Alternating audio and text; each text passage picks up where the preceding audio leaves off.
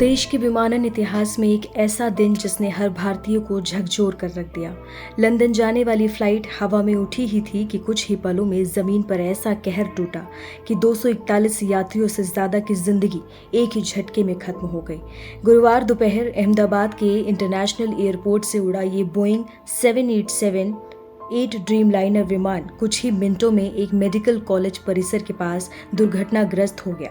Plane में मौजूद 242 में से सिर्फ एक व्यक्ति किसी चमत्कार की तरह बच गया। इस हादसे के बाद जहां पूरे देश में शोक की लहर दौड़ गई है, वहीं योग गुरु बाबा रामदेव ने एक बड़ा सवाल खड़ा कर दिया है। उन्होंने इस दुर्घटना को लेकर विदेशी एजेंसियों पर संदेह जताया है। इस विमान हादसे के पीछे इस बात की भी दृष्टि होनी चाहिए कि मुझे ऐसा पता लगा है कि यूक्रेन की कोई एक एजेंसी जो ये मेंटेनेंस का काम करती है, सर्विस का काम करती है, तो कहीं माफ़ करना, ये तुर्की है। मुझे ये एविएशन सेक्टर के ऊपर भारत को और नज़र रखनी पड़ेगी।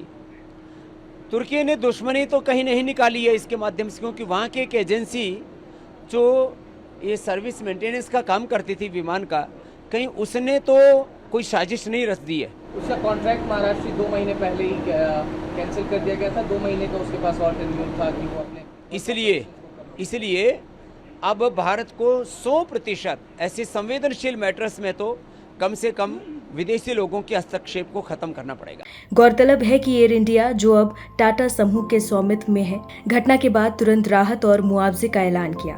कंपनी के सीईओ कैम्पबेल विल्सन ने कहा कि जान गंवाने वाले यात्रियों के परिजनों को 1 करोड़ रुपए की सहायता दी जाएगी, जबकि घायलों का पूरा इलाज टाटा समूह करवाएगा।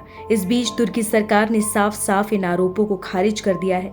उनका कहना है कि हादसे का शिकार हुआ ड्रीमलाइनर विमान उस श्रेणी में आता ही नहीं है जिसके लिए उनकी कंपनी टर्किश टेक्निक और एयर इंडिया के बीच कोई सेवा अनुबंध है।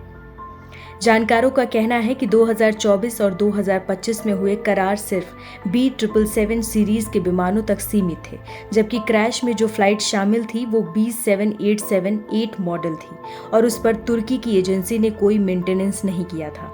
अब सवाल ये उठता है कि तकनीकी गलती किसकी थी? क्या ये पायलट की चूक थी, मशीन की विफलता, या फिर कहीं कोई अंदरूनी सेंधमारी?